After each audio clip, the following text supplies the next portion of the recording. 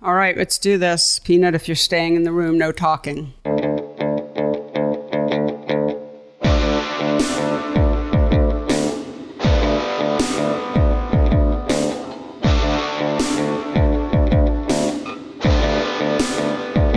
Hello, and welcome to the Photo Work Podcast, the talky and definitely very touchy-feely version of my book, Photo Work, 40 Photographers on Process and Practice. I, as I sit here today, remain Sasha Wolf, here with my friend and producer, Michael Chauvin-Dalton. Hello, Michael. Hi, Sasha. And yes, I will stay Michael Chauvin-Dalton for now. At least for the remainder of the recording of this intro. And then you can be whoever you want. I release you to be whoever you would like to be. Yes. You never know when you might have to flee. Listen, my bug out bag is packed. I'm ready. That's right.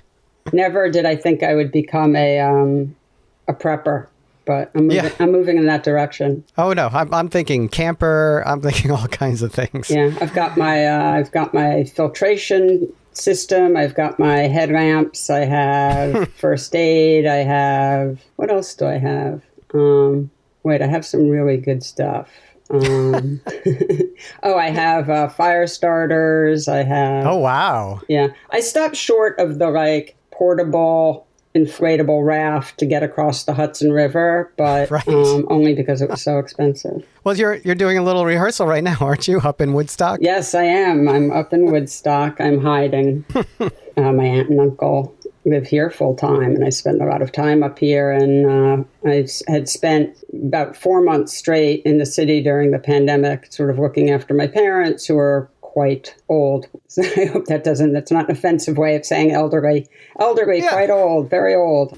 And they needed help, but they now have someone sort of back in the home helping them. And so I've been released. So I came up here, and it's been really fantastic to be here. So before I forget, I should mention that we are both having some audio issues with the recording of this introduction. The audio quality might not be what everyone is grown used to, but you're in a bunker.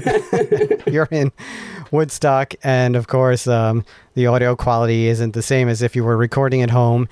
And I have people grinding trees in my neighborhood from that big storm that we had. Yeah, that storm was incredible. Oh, yeah. Yeah, my office with a studio, which is on the third floor, in the attic, was moving. Yeah. Yeah. Yeah, it was really, I can't remember the name of the hurricane. It had anyway. Was it a Isaiah? Yeah, that's why I can't remember it, because you can't pronounce it. I just butchered it. Right. Yes. You notice I didn't even try. I was like, don't do it. And you walked right into my trap. I did. I fell right in. But yeah, that wound up on the East Coast, really doing an incredible amount of damage. But yeah, I guess over 2 million people without power, et cetera. But But and then you have a well being dug? Yeah, there's a well being dug on the property right next to my aunt and uncle's house. I don't know if we're gonna be able to hear it. Okay. But we might. Country living, anyway. Yeah, so that takes care of what people might be hearing. Yeah. So we have a good episode. Episode 3 is a conversation that I have with the photographer Elinor Carucci. And I was just fantastic to talk to her, and I really just thrilled with the conversation. So I hope you all out there in podcast land enjoy it. Yeah, it's a really good one. And, now you have 3 episodes under your belt, so to speak. How do you think it's been going? How's the experience been? It's been really fun. I mean, you know this because you do a lot of you have your own podcast, working on my podcast, but it's a lot of work. I mean, there's definitely, I won't get into sort of the nitty gritty, but like anything that one attempts to do well, there's, preparation. I mean, obviously, I'm talking to people thus far that I have relationships with. And so I think that certainly makes it a lot easier because I just know all these things about them. I don't have to do research. It's interesting you say that. I actually find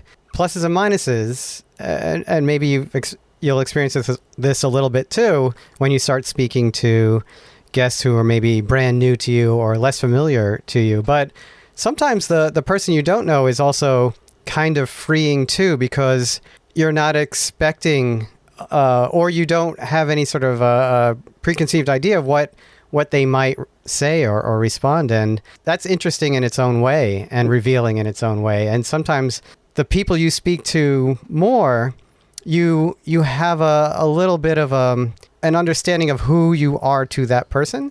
Yeah, and sometimes with the new person, you also learn things about yourself that you share in the conversation. Well, I know exactly what you're talking about. And, I've thought about what you just said a lot. And, I certainly I've tried in the conversations I've had with Brian, Scoop Mott, Chris Graves, and now Elinor to sort of not just ask them questions I know the answers to. So I've tried to keep things sort of fresh for me as well that way. But yeah, there's no question that I've thought it's going to be really interesting, yes, to start talking to people I don't know. I have to admit, I feel a little nervous about it because, I hope that I feel comfortable being, pushy and pushing, that's right. Pushing people to be honest and asking sort of more intimate questions of people I don't know. I mean, look, I'm going to make myself do it. That's the whole point of this podcast. I mean, the point of the podcast is to have more intimate conversations. So if I can't manage that with people that I don't know, then there's no point in doing this. And obviously I want to be, well, not obviously, but I want to be talking to people for the first time as well. I don't want the podcast to just be Sasha's friends. So, so I started to make a list of who those people will be. I think the next couple episodes will continue to be people I have relationships with. I think part of that is just because I'm learning and I'm trying to get, more comfortable doing this. And so I'd rather practice on my friends than, someone I don't know. But And you're right. I feel like even with your friends, there have been some people out of their comfort zones in responses, because you do ask questions that go to, how you exist in this art world, and it could be insulting to some. Yeah, no, definitely. I'm really working on those lists, and I'm really looking forward to it because I do think it's going to be challenging for me. I mean, I'm not exactly a shrinking violet, but it's also, it's hard to start probing and digging into, the soul of someone you barely know. I mean, obviously there are people who are just so brilliant at doing that. I mean, I think we know who those people, someone like Terry Gross on Fresh Air. Right. And I mean, there are people who are just, just incredible. But yeah, that's sort of how I'm feeling about everything. But thus far, I feel really pleased, and I feel really grateful to the three people I've talked to and how giving they've been. I mean, I feel grateful. Well, this conversation in particular, I think, is quite personal and a little uncomfortable at some points, and talking about your experience where you have to let things go and you have to deal and live with regret, and also about being a woman in the arts. And how people perceive you and the pressures you might put on yourself in order to keep working, in order to get jobs, right? There are some really good moments in this episode, really honest moments. Yeah, definitely. I mean, I think Elinor lives her life so publicly. I mean, that's the nature of the sort of type of work she makes. That sort of diaristic. I mean, Elinor is a diaristic photographer, and so what she photographs her family, herself and her family, and so she's used to sort of putting it all out there, and so it was not a surprise to me that she was willing to be so candid in our conversation. But anyway, I'm still just super appreciative for her generosity. Absolutely. Yeah, absolutely. Anyway, well, you and I could gab on, but that's not why people are here. So I would just like to say one thing to people who are listening. If you could remember to, if you like the show, give us a rating. I'm sorry if that sounds really tacky, but I think it's helpful, so we'd really appreciate it. It is very helpful, especially on places like iTunes and Spotify. If you can rate and review, hopefully positively. Just don't do it if it's not positive. It does. It just helps a lot. It moves you up the list. It gets you a little more notice. Yeah. I'll just brag a little and say we've really shot up in terms of the amount of listens. So hundreds and hundreds of you are listening to it, which we're really grateful for. And I think we have 8 reviews. So we need to get that. We need to get those reviews up a bit. Just click the stars. It's not that hard. That's right. You don't even have to type anything. No, you don't have to type anything. Just click the stars. Click all 5. All right. Anyway, thanks so much, everyone, for continuing to listen. And I hope that we continue to create a show that's worthy of your time. And Michael, thank you once again for joining me, and take it away. Oh, my pleasure. And here's your conversation with Elinor Carucci.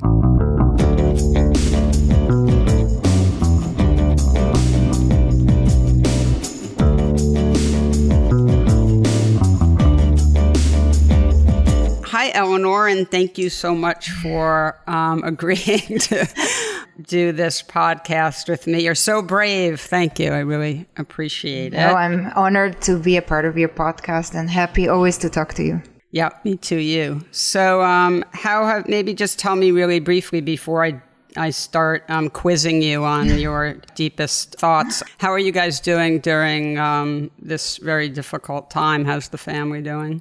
It's what it is right now, and I feel it's almost like you can't complain if you're healthy. If you can manage to make a living, then you can't. You're like, I'm fine. There are up and down days, but overall, and I'm very optimistic. I'm one of those optimistic people, and I'm like, it's going to be okay. There's going to be a vaccine.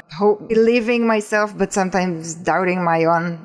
Telling the kids, you always want to keep optimistic, but we're okay. Just miss my parents. They're in Israel. They couldn't come. I couldn't go there. You usually spend most of or at least a big part of the summer in Israel. Right. And last summer, I took a summer off because we wanted to do something else. We always take all our budget and do the Israel trip and all the off time. So now, like a good Jew, I feel guilty about not going last year, but Yeah, it's very difficult. It's difficult. Yeah, I think the estrangement, is obviously something that's so hard for so many people. And I'm sure a lot of people feel the same way you do. All of a sudden you're like, why didn't I see that person more before, as if we could possibly have any idea that this was going to happen. But I do think it puts a lot of things, in perspective. I mean, I know for me that, I've been thinking a lot about just what am I doing with my life? And, I'm someone who always sort of questions that, but there's no question that I'm doing it more now. I mean, it's just pushing all these sort of existential buttons. And I think that probably is happening more for people who are older. Right. I'm not a kid anymore. Despite the fact that I pretend to be one, but let's dive into there's an ambulance going by, so I apologize to it makes it relevant. We're in New York City under a pandemic, so the ambulance is a part of our podcast now. Yeah, definitely. So one thing that, obviously I'm going to, there's certain things that I want to ask you about that I may know the answer to, et cetera, but there's one thing that I think I've heard you talk about before, but I can't quite remember, and I was really curious, which is not when you started to photograph, because I think I do know when you started to photograph, but why. I don't remember what drew you to picking up a camera. So if you could sort of maybe talk about that a little, I'm really interested. Boredom? Yeah, that's a good answer. There's another reason why I stayed with a camera, why I became a photographer. But what drew me to photograph was it was the afternoon. I had nothing to do. I picked up my father's camera, walked into my mother's room, and took a few pictures. So when I picked up the camera, I wasn't like, there is something that I want to envision. I was just like, I'm just like bored, and I'm gonna take the camera and do something. It's my father's. There's already film in there, black and white film. then what happened later became, the reason why I become a photographer. But the reason was just exploring, just trying. Did your dad take a lot of pictures, or is it just sort of everyone had a camera in their house, and so you? He did not a lot. He liked photography, like many fathers. When I'm talking to photographers, it's always the father, Me too. Most likely it's the father. So he had a camera. It was like manual Canon with a black and white film that he didn't develop himself. He wasn't too serious about it. Yeah. But I actually have a photograph that I found that I took of my mom when she was, I don't know, in the old house. She was maybe 23 or 25, which is really interesting. So he was taking pictures. I remember seeing some of his pictures, but he wasn't too serious about it. But he just did it every once in a while. So when you started taking pictures more seriously, and then you studied photography in school in was it in Tel Aviv? In Jerusalem. Yeah, in Jerusalem. One thing I'm always really curious about, and so I'm curious if you thought about this then and how you think about it now, which is, did you think about who your audience was when you started making pictures, and do you think about who your audience is now?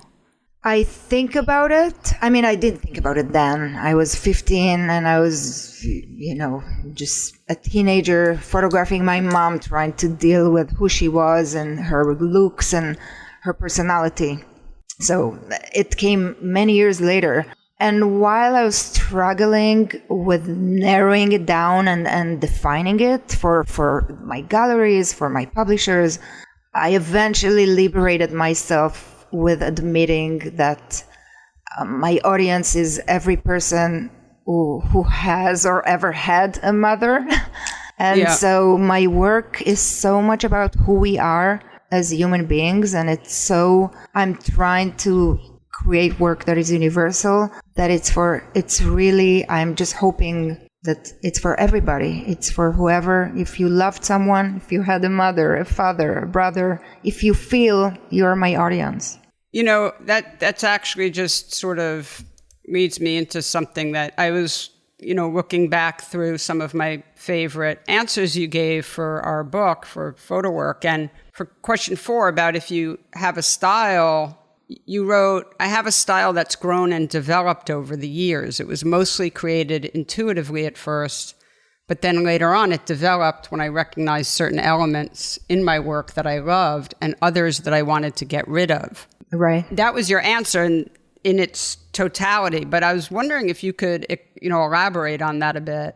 Yeah, the style is also a dangerous thing because it can pin you into a, narrow place. So while I have a style, and I think the style is a lot about trying to create from the everyday, but to elevate it to some more dramatic, theatrical, the dramas of everyday life. I'm using lights always. I can come very close up, but I think every once in a while I feel it's important to, and we were working a lot together when I started to go outdoors and photograph the kids. Yep. And I didn't have a style. I was like lost. You saw it. So I think it's important to have a style, but the style has to serve the voice. It has to serve the themes, and it must change and develop somewhat. So you shouldn't, I think, hold on to the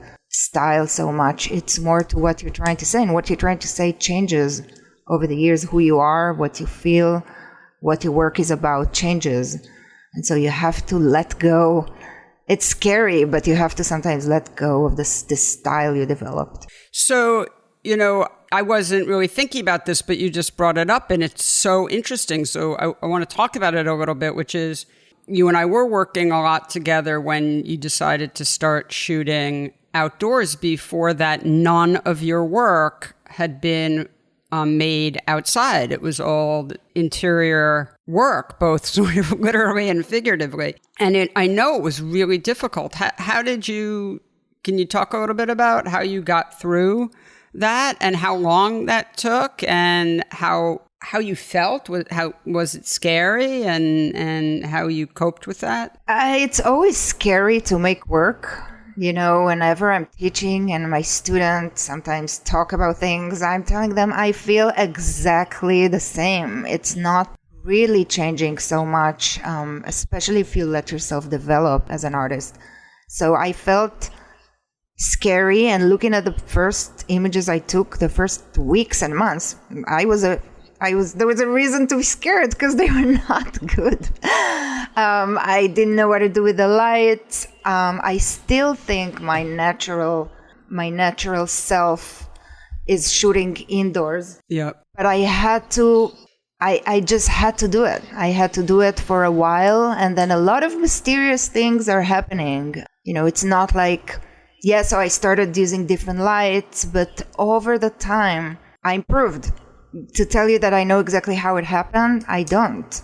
A lot of it is developing new senses, new instincts and intuitions, learning to see where the sun is and this and that. And many things are hard to just describe. They just happen. But there is a process of looking at pictures and saying, you know what, I don't think this is successful, and trying to figure out why it is. You don't just say, I don't think this is successful. You say, I don't think this is successful. Okay, why don't I think it's successful? And then identify those things and try and, change that up or do something different. I mean, so I know a lot is mysterious, but there's also just a certain amount of analyzing and that sort of discipline of, I always say to people, like, you're looking at a lot of work. It's really important when you don't like something to don't just dismiss it. You have to figure out why don't you like it, right? I mean, so it's like that with life in general, right? It's like, it's really important if you feel anxious to figure out, don't just say I feel anxious, but what's making you anxious, and etc. And I think it's important to know when something is not right for you and it doesn't feel right, it doesn't look right. Maybe it's just not right for you, and when to insist on. And with outside, it's true what you said. I had to figure out what light, the use of light. I wanted to add lighting and what lights I can add in. That helped me a lot. Or how can I use the existing light, the sunlight, better, and keep working on it. But it's hard to sometimes know what's just not right for you and not where your abilities or your heart is in. Like me trying to shoot fashion for a while or beauty and saying at some point, this is not me, this is not right, I'm not talented enough in this area, and to move away. Is that difficult, or does that, my guess is, and knowing you, that, that was probably harder for you when you were younger, and that, as you've gotten older, you're sort of more okay with knowing that there are, limitations, that there are things you're really good at and things you're not good at. Is that basically the case? Yeah, it's hard to meet the limits of who we are, and talent, and personality, and relationship, and creating art, or whatever our career takes us. It's hard, but then it's also and it happens over a few years. It's not that because many times you try something new, it takes a while before you're doing it well. So you shouldn't judge yourself too quickly. But after a few years, it was painful. Also, you realize once you're saying no to a certain area in your profession, you're giving up, if it's money or fame or recognition or being represented by an agency and this and that. But then it's also kind of comforting because, this is no and this is no, but this I really love and I am passionate about and I'm good at. And so you give yourself the permission to go full energy on what you should and could do well. Yeah, I think that's really true. I know I feel that way, that it's nice to be adventurous and it's nice to try a million different things, but there is something comforting as you get older about, letting go of certain things and being okay with the fact that you're not going to be this or you're not going to be that. You're going to be who you are, and you'll do the best you can at being who you are. When I was younger, when I was a teenager, I was making a lot of pictures myself. That's where I spent most of my time in school, was in the darkroom. But I had this idea. Really loved animals, and I had worked on a farm in Vermont over a number of summers. And I had this idea that I was going to be a conservationist at one point. And that actually took a number of conservation classes in high school over at the Museum of Natural History. And anyway, long story short, I could barely pass, algebra, chemistry. I have no aptitude whatsoever for the things that I would have needed to do that. And it's I remember just that being really painful for me when I was younger. And it's every year that goes by, you become a little bit more okay with the things that you are not going to be, the versions of yourself you're not going to be. I find that there is ups and downs. It's not there are days and that I'm should I have insisted more, or should I stayed in Israel, or should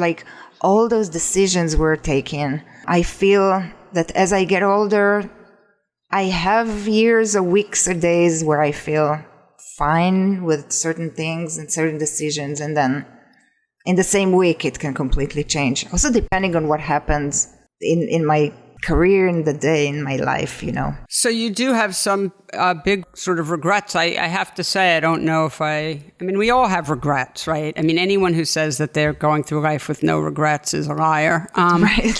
But I'm curious, whatever you feel like you can share. Look, I know you as someone who's incredibly tenacious. The Elinor I know is really not in any way a fearful person. Is just really determined, courageous. I don't know. We can cut this out if you don't want me to even mention it. But I know, you and Iran, your husband, had a difficult patch that I think I don't know that I know that many people who, would have hung in, and not because anyone was a villain, but it was a very difficult time. And you are just I think of you as being so strong that way and just so determined. And I don't think of you as someone with regrets, because you're just so brave, I think. First of all, thank you, Sash. Now I can't say anything to mess up with this image that you have of me. I like this. I'm strong and brave. Let's leave it there and the podcast here. I don't think it's a contradiction. I think you can be strong and determined and fragile and vulnerable. I think you can, stand behind your decision, but then regret or keep on wondering what if, and and I think we all have those two sides in us, and we just many times choose, and many times life brings us to, so which Elinor am I going to be right now? But I have both, and I think you've seen both sides of me. Yeah. Would you say generally, this is a question I've been asking people that I'm really interested in because I think about it a lot in my own life, but would you say that generally you feel proud of what you've done with your life? I don't know if pride, I guess in some things I do. I tend to really admire people who give a lot, like social workers, me too. Doctors, nurses, people, and I know we talked about our own experiences being in the hospital, but as much as I love photography, there is nothing else I would want to do. I love photography. This is where my heart is. I look at people sometimes, and it can be just really good parents. It doesn't have to be, I think the heroes we're admiring in our society are the wrong heroes. So I am proud, but I do have a lot of admiration for people who are just devoting their lives to help other people. No, I feel the same way. I feel exactly the same way. So let me just take a turn back towards your work.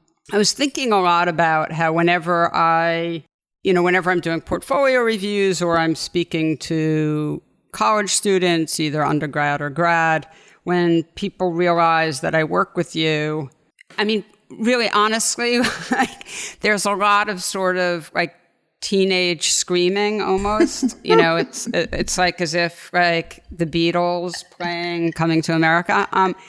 And there's no question that it's a female thing. Like, you are sort of adored by young female photographers. Which isn't to say that you're not also, really loved and admired by male photographers, but, there's something about the work you make, which I think is in some ways very feminine. And I mean, I'm sure you're aware of that. Do you ever sort of think about, just the fact that there aren't more young men who are sort of in that pool of Elinor admirers, or? I think about the young women, and I work hard for them. I mean, I know you do. I really do. Sweet. I really do. And having a daughter who is already so involved in my career decisions and work, not only as my muse, even more so. So I am not taking this following for granted, and I'm working very hard to be worthy of it, but also to bring into the work realities about being a woman, and hopefully still keep them following. I think now, starting with midlife, I might have an addition of followers that are middle-aged and older women. Yeah. So I'm proud and working hard for both age groups. Yeah.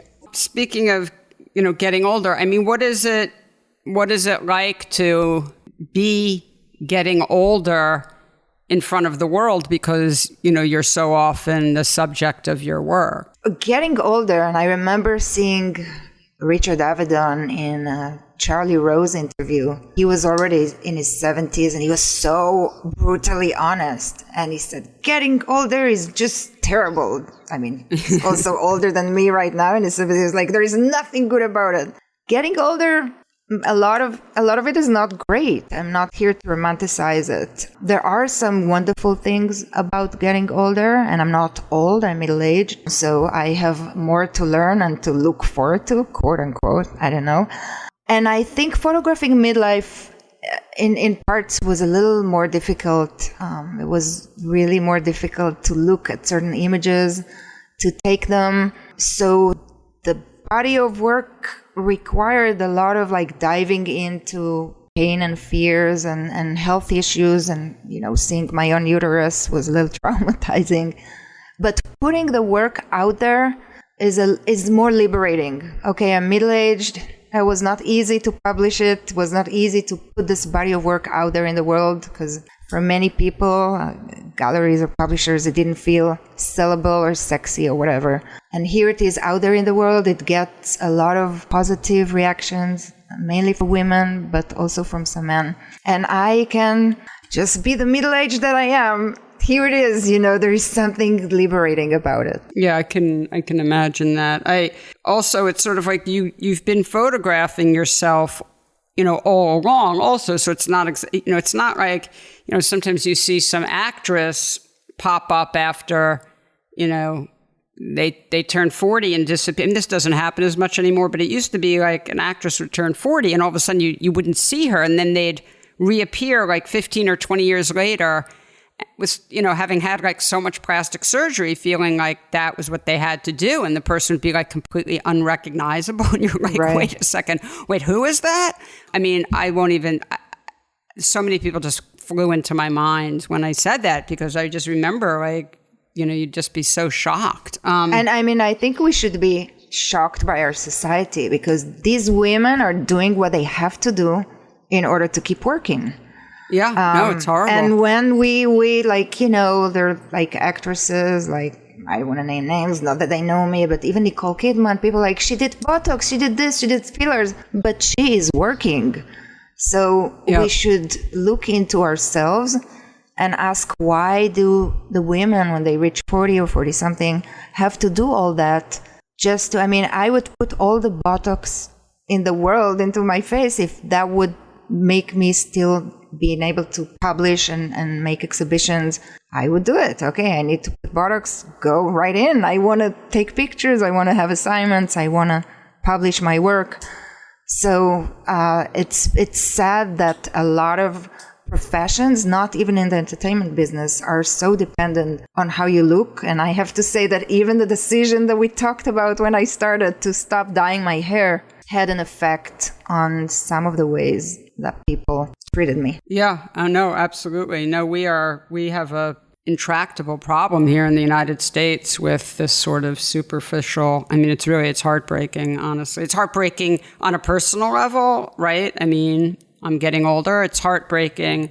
I mean, why Nicole Kidman has to look like she's 35 or whatever is it's awful. And it's not the same for men and women. And then instead of getting improved for the women, which it does a little bit, it's getting worse for the men. They have now to dye their hair.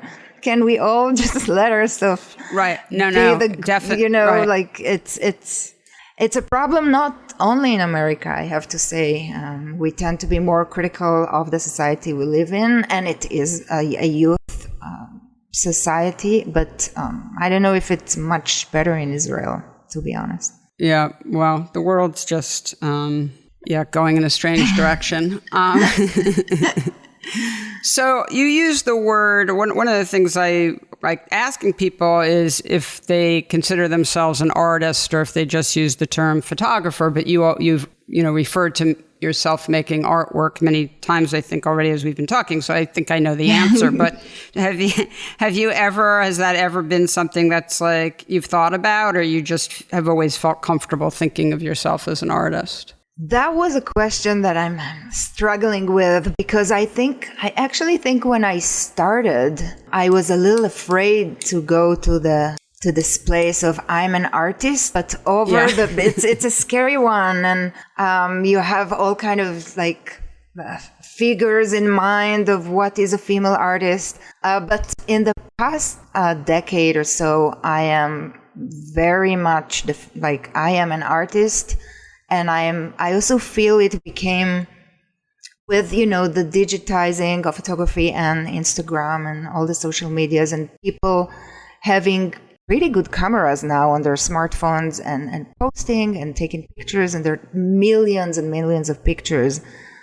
I feel that many times what distinguishes me is, yes, I'm, more knowledgeable, technically, the work, the lights, all that, but it's a lot of it is saying, I'm an artist, I devote my life to making pictures, and there is something I want to say with those pictures that is really, really important for me to commit to, and for the way that I present myself to the world. So it's something that I think in my 20s I would be like, I'm an artist, photographer, whatever. But now, 49, I'm very much, it became an important part of how I define myself, what I'm committing to, and how I present myself. Is where you are now what you thought success would look like when you were younger? Because you're very successful in the ways that I think are important, but I don't know if you agree with me, but I'm wondering, do you feel successful, and is this what you thought success would look like, or did you have some totally different idea? Sash, you have such complicated questions. Complicated questions. Sorry. I forgive you. She always forgives me, by the way. Just always say that. You. Say that to the general audience. She always forgives me. I love you. You know that. And she feeds me. And feed you. I'm always here for you whenever you need me. Taught me how to make excellent mint tea. A belly dance for you. I did the kulululu. Yes. It's all part of the deal. So I forgive you for the success question as well.